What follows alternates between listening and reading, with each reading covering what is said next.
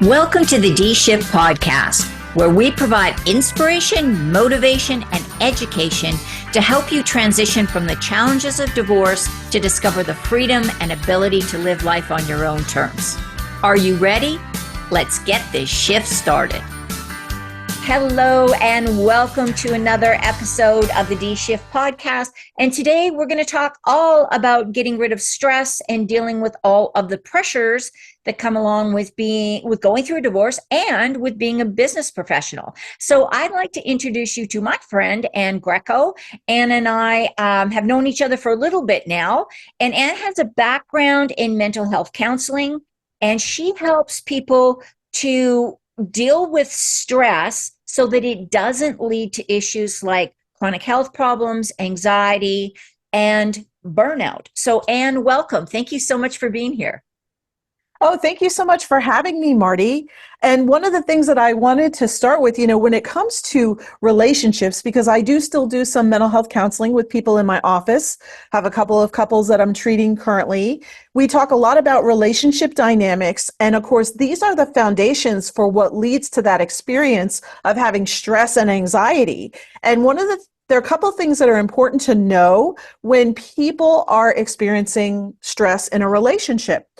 People come into relationships, number one, with whatever history they have. Then they also, number two, come in with a projection, some sort of a projection that it seems like it's on the other person, but it's actually related to them. And then the third thing that they come in with is a filter. It is a way of seeing the world. Now, all of these things are things that happen, and knowing and identifying them, of course, is foundational, and it is the key to be able to improve a relationship, be able to manage stress around being in a relationship. So I just wanted to start the podcast by putting some of that information out there. I thought it might make for good discussion, and you could even ask me some questions about that. Yeah, absolutely. And that's a really great reminder that a lot, I went through a divorce and I've been through breakups, and I got to tell you, for the first 6 months, it is all their fault. They were the jerk. They were the problem. They were this, they were that. Yeah, there are some situations where, yes, one person is an abuser or a narcissist or has some kind of mental health issue where they really are not able to make any changes and they are just destroying the other person. But in most cases, most relationships, there's a little bit of guilt or changes that could have occurred, or blame, or whatever word you want to use, on how that whole relationship devolved. But let's talk about stress specifically. So, Ann, can you tell us a little bit about your background and kind of what got you into working with individuals and couples, but specifically around this area of stress? I started out as a technical writer 11 years ago, and I was in the IT industry, which was a very stressful field. And then at some point, I wanted to go back into writing. I wanted to have something to write about and go back to school. So I went into mental health counseling. I went into the counselor education program, and it's a developmental degree that I have. And I got my licensure to be able to practice psychotherapy in 2002. And I've been practicing ever since. That's over 20 years ago. And basically, I started to work with all different types of populations. And I started to focus on the people who had some stress and anxiety, obviously. A lot of them had a dual diagnosis. Some of them were court ordered. They were forensic clients who were involved with the Department of Corrections. The other thing that I think had me zero in is that I was talking to people a lot about what stressed them out most related to their career or their relationships. So I naturally came into that.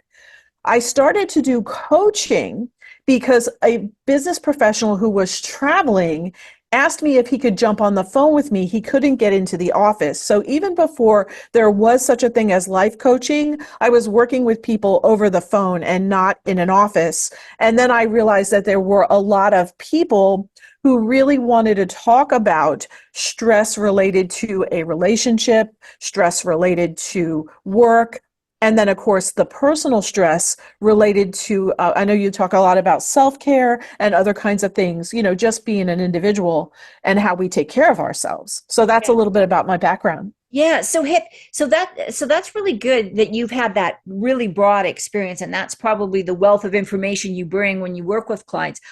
Have you seen stress change over your um, career in working specifically in the mental health field? Yes, I think that there are different types of stress that we've identified, different types of fatigue that leads to stress. Probably it starts with stress and then leads into an anxiety or a form of fatigue. So there is a lot of that. There's decision fatigue and there's compassion fatigue, the more we learn about it. I think that also the way we do business and the way we communicate in general is kind of interesting because we have more ways of communicating, more platforms that we communicate on.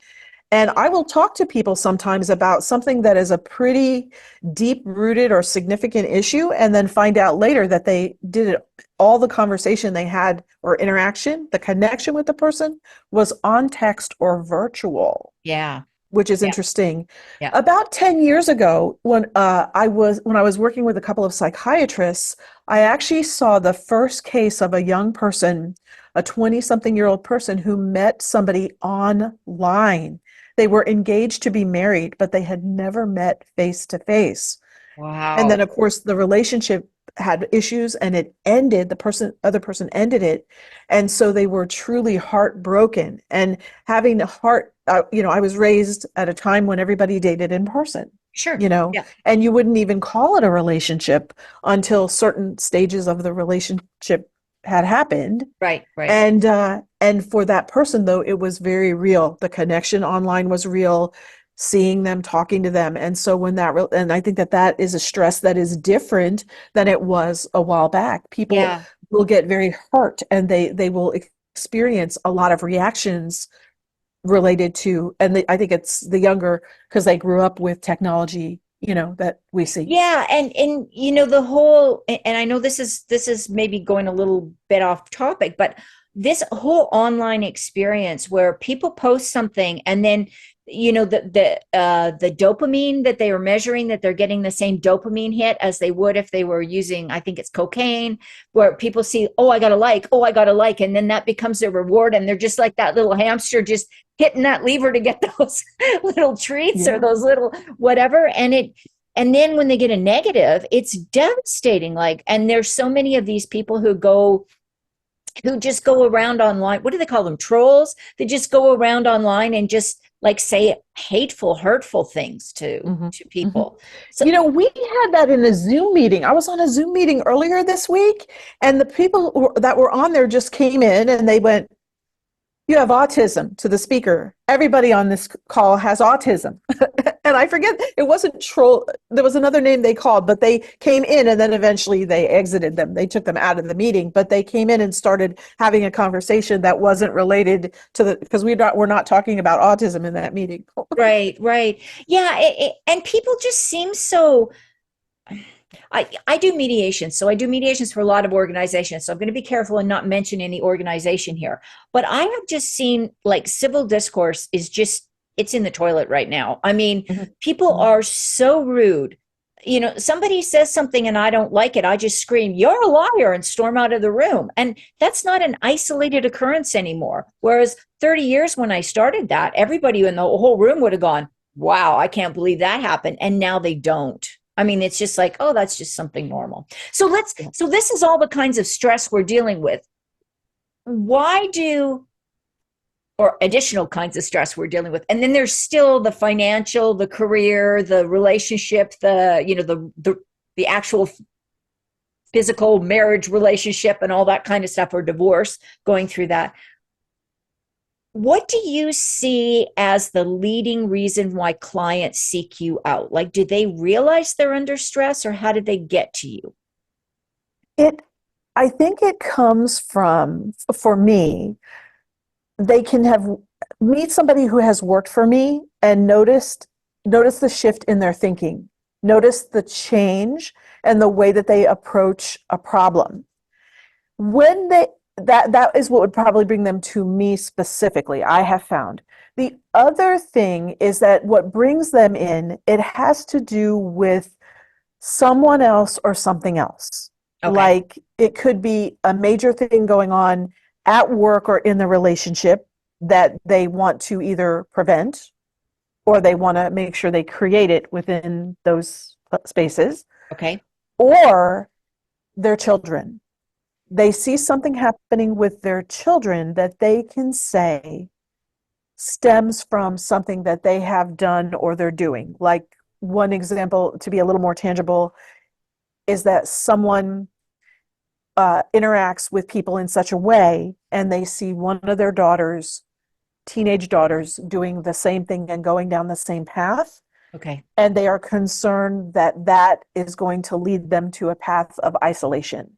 Sure. They're priming them for success, and there's no doubt they're going to be very successful, have a very good career, but they're wanting them to get the interpersonal skills and the social skills, especially at a teenage time when social skills are being built. Yeah. So when they see the quality, they're wanting to talk to them, and they're wanting to make sure that they eliminate the negative thinking or whatever it is that they're noticing that they Sure. believe they have been modeling for their child. In other words, they that is a prime reason, and probably you hear that a lot as well. Well, I was going to say what I hear a lot is I hear a lot of women say, I see my daughter has seen me go through a few relationships where I've married the same guy, not actually the same personality or the same characteristics, and she's seen three failed relationships or two failed relationships, and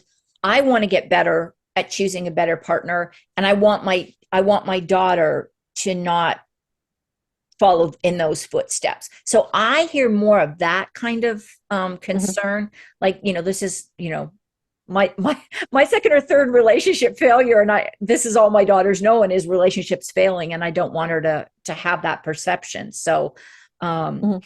how do you think stress impacts? And this may be a really basic question, but I think it's important for us all to remember this. How does stress impact our daily lives? Like what becomes different when we're under stress? One of the things that's important to notice about stress or anxiety is that there is a cycle to it. And so one of the key identifiers is this is called a cycle of avoidance. So when people are avoiding certain things, they're, in other words, they are procrastinating, they are not showing up for things, or they find that there is something that they have to do or they enjoy doing and they're not doing it. What happens is, number one, momentarily it may reduce the anxiety or the stress in the minute, but then it progresses over time because at some point something has to be talked about, it has to be dealt with, or it has to be taken care of, or Right. at least paid attention to in some way, shape, or form. And that could be self-help, that could be school, that could be even having a conversation in a relationship. So what happens is it progresses over the course of time. And then the other thing that happens is that every time we do that, we're training the brain, and we're more likely to do it that way again the next time we're faced with whether it's an acute stress or a chronic stress. And I have seen people both in my office, in the coaching program in general, where it almost looks like a form of depression where they say they cannot get out of the bed. But what is really happening is that there is an avoidance, there's a procrastination related to, and sometimes as a clinician and as a professional, this, we have to kind of diagnose and kind of dig in and find out, is it actually depression, or is there something related to procrastination that's actually happening? And what happens is that drains the energy. If you've ever had that experience, I think I've had a taste of it. I know a lot of people, and it Yeah. just saps whatever energy we have. Yeah, and I think so I know you work with people on resilience, and that's kind of the opposite of stress, right? And so that is one of the things I work with my clients on. And I just want to really stress here, I am not a clinician. Ann is, on the other hand, a mental health professional. So when I work with my clients, I quite often, if I don't know, I ask them, the general coaching questions.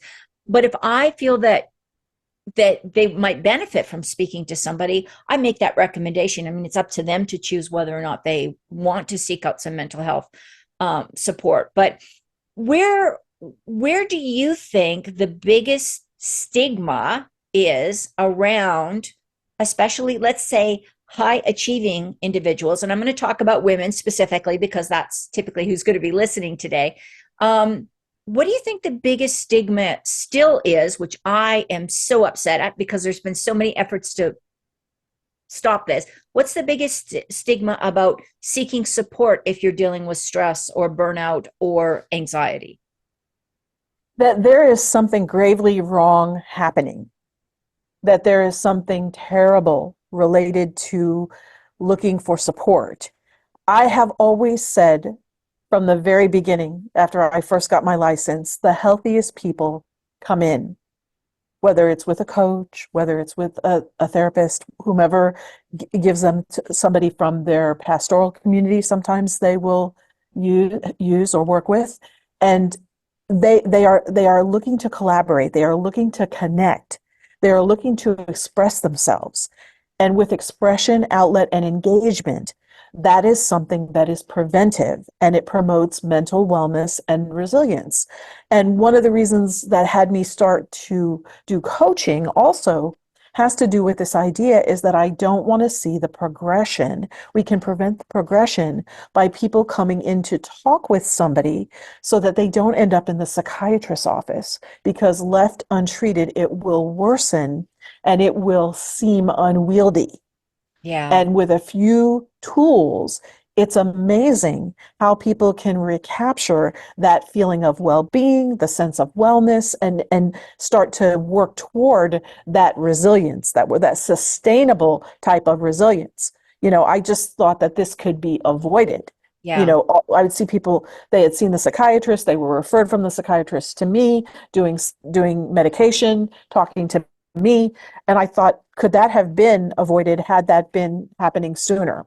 yeah, Or could it at some point actually work out that they could come off of the medication if they desire to do that? And I can't think of anybody that I know. Some people have to take meds and there is a reason why. And so I'm not denying that. Sometimes there is a reason. sure. Sometimes though, people can gain confidence in themselves and their ability to manage it. So that's what I would say about that. The biggest stigma is that people may not realize that there is something they can learn about themselves and about things in general. And the other part is they learn from what they hear themselves saying. They learn by being able to talk it out. Yeah, yeah. And I think that's so important. And we all need to make more of an effort. Like it shouldn't be such a big deal to say, hey, I could really use some support right now. And I think sometimes I'm just going to throw my 2 cents in. A lot of the women I work with are in, positions where they're upper level C-suite or they're running their own business.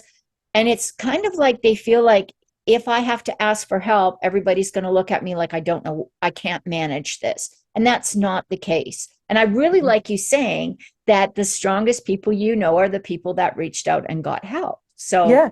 And what we model, what the leaders model, leading with executive resilience, is all about modeling that. It's about, and I had the event that I did recently about emotional regulation. It's the number one issue that people really have, it is being able to regulate their emotions, right, a lot right. of times in business. And so yeah, for the group of people that we're talking about, leading is encouragement. And one of the ways we encourage and motivate is by the skills that we model for people, that we demonstrate. And then they start to see, oh, and then it actually helps with team building. It actually helps. People have a fear, though. I had somebody who had a medical issue related to anxiety, was seeing the psychiatrist, had to go on medical leave at a call center.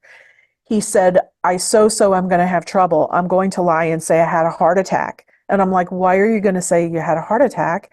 He goes, because I don't want to go in and tell them I had that. They will think I am weak and they will be like a bunch of wolves, is what he said. Yeah. And we had a long conversation, and I didn't tell him what he needed to say when he went back to work. He could, and I actually told him, I don't even know that you really need to say anything, Right. just that you're back Yeah.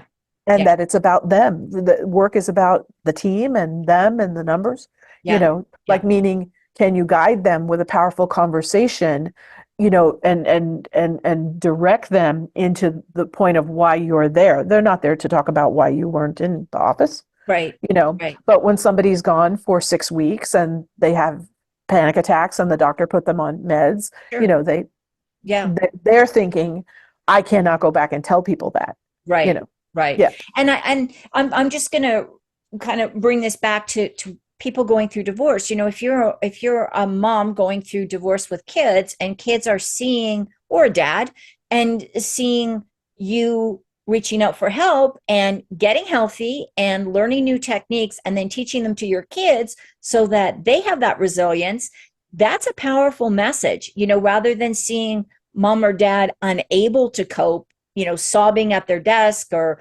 not eating, not caring for themselves. That it's such a positive message to just say to kids, yeah, we all need help sometime, and I'm going to get some. you know Yeah. and then doing it. Yeah.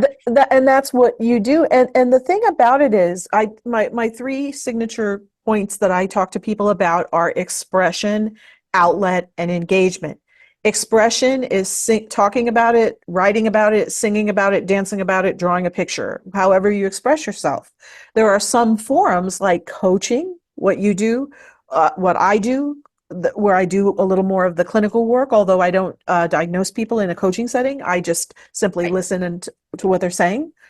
And so there's that, having a helper, somebody trained to listen, versus talking to a good friend of yours, which both of them, by the way, both of those venues can be valuable parts of expression. The Absolutely. outlets are the things that allow you to release natural tension, but they also will give you some opportunity to actually reflect on your thoughts and feelings. So, and anything can become an outlet. And actually, what is one person's outlet is not another person's. People explore that and they develop that way of doing that. The last one is engagement, knowing how you engage with your thoughts and your feelings, and then understanding how you engage with situations, how you engage with other people. And for some people, one of the things that I do find, and social media could be part of it, technology is definitely part of it, because people are on their phones and on their games and things. They are losing the ability to connect meaningfully with another person. It's Right. almost makes them nervous if they don't have that device there or that Yeah. tablet. Yeah. Yeah. Yeah. And And that's a change that you were asking about changes before. That's one that I think is a important one. Yeah. definitely, definitely. So we have covered a ton of information, and I can't believe I say this every single podcast, but I could just keep talking to you for another couple hours. We'd just be chatting away here. And what do you think is one thing you'd like people to keep at the top of their head or in the top of their mind while they're going about the rest of their day? I think that really noticing yourself. I think that this may sound really simple. It's about, are you taking care of yourself on a physical, everybody knows that one, your nutrition, taking care so you have what you need, but then also on an emotional level, on a psychological level, on a spiritual level. What does your self-care look like on a social level? There's social self-care. And then the last one is professional self-care. Are you able to adequately assess your level of self-care? And I have an assessment for everybody. If they would like to contact me, they can contact me on LinkedIn, and we can put that information, It'll be in the into chat. the Yeah. Yeah. chat. Yeah. And I will send you a self-care assessment. And what I like about it is that it not only defines the 5 areas of self-care, but it also allows you to assess how you do it. So you can pick one a week and say, this week I'm going to focus on this one and ramp up my ability to practice self-care. And of course, that foundation makes a difference in how you see all the other things, Yeah. your work, your relationship, and your parenting. We've been talking about parenting. it really does make a difference. And it is kind of that principle of when the mask comes down on the plane, you put it on yourself first. Right. Yeah. You know, Yeah. because when you are well and you are functioning and you are at your best, you are going to take what you already bring, the gifts that you already bring to work and your family and your children. You're going to take that and it's going to be magnified because Absolutely. you're well. Yeah. Yeah. So, Anne, thank you for that. That's a wonderful gift. I'm going to encourage everybody to go grab it. And I said chat. I don't mean chat. I meant show notes. It down here at the bottom of the screen. Okay. So it'll all be in there. And if people do want to reach out and follow you, listen to your words of wisdom, find out more about you, what's the best way to go about that? They can contact me on LinkedIn, Okay. and it is it's Ann Greco Success Genie, so it's easy to. Somebody told me to put that in the profile so that it's easy. Not that I'm a genie, but I don't have those roots. But yeah, so they can contact me that way if they would like to. And in there, you can pick up a free gift that I have. It's about 10 tips for stress management. And then you can also even book a conversation just in case anybody has questions or they'd like to just have a quick 30-minute conversation. I always like to get on the phone with people and meet them. So. Wonderful. Thank you so much, Anne. You've given us a wealth of information, and thank you for all those gifts. And I want to thank everybody for listening in, and we'll talk to you again next week. Thanks for listening and supporting the D-Shift podcast. If you would like to attend live trainings by our amazing guests and have a chance to ask questions and get answers from our experts, join the D-Shift crew. For more details and to sign up, head on over to www.divorcecoachforwomen and click on the podcast page.